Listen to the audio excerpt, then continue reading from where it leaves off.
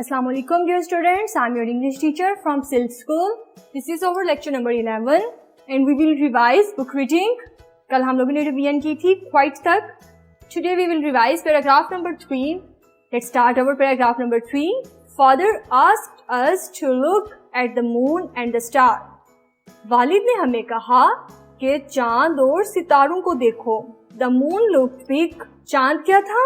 Big था, बड़ा था. Very good. And the stars look little.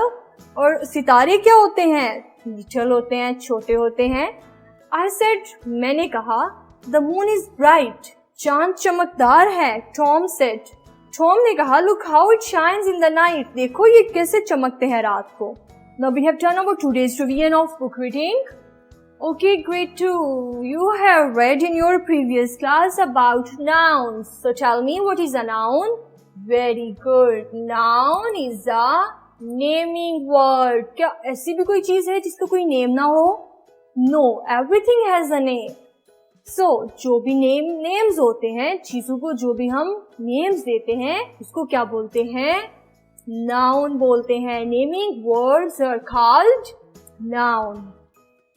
So, some names are used for boys. कुछ ऐसे names होते हैं जो कि boys के लिए use होते हैं. And some names are used for girls. क्या ऐसा हो सकता है कि boys को भी girls वाले name से बुलाया जाए? No, ऐसा तो कभी नहीं होता. So, boys के जो names होते हैं, they are called masculine. इनको क्या बोलते हैं? Masculine बोलते हैं.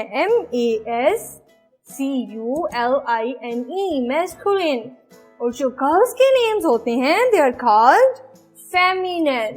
FEMININE, feminine nouns. So, what I told you, मैंने आप लोगों को बताया कि naming words are called noun. Naming words को क्या बोलते हैं? Nouns बोलते हैं. Some names are used for boys and some are used for girls. जो names boys के लिए use होते हैं, they are called masculine. और ऐसे names that are used for girls, they are called feminine.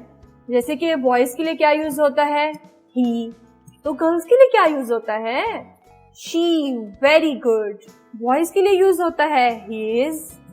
And girls के लिए her use होता है. इसी तरह से father. Father की masculine क्या होगी? Mother. Very good.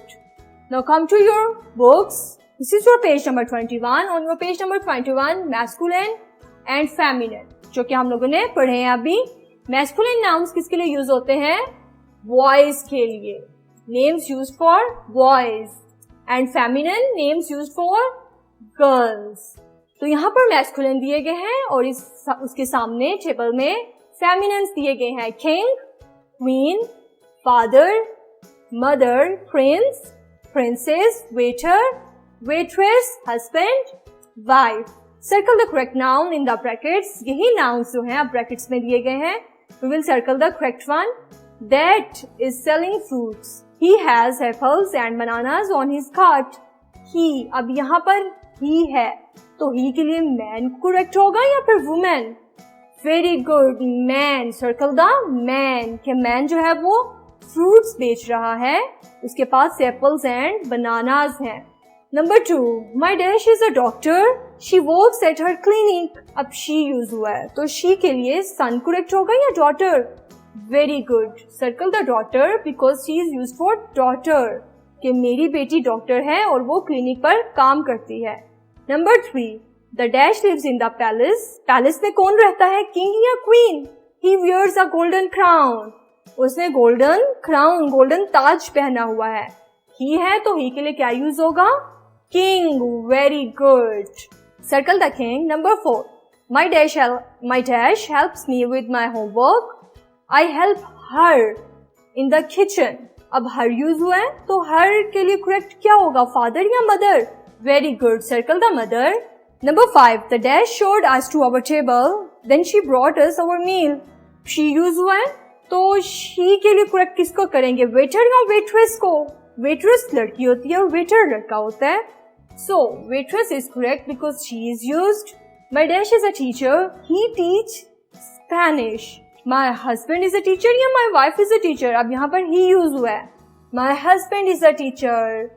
Circle the husband. So we have done it. Next is your notebook work. Write your date. Take your homework and your topic is words, sentences. Words and sentences write करते हैं. First word है bright. B-R-I-G-H-T. Bright. Bright का sentence write करते हैं. The bright sun.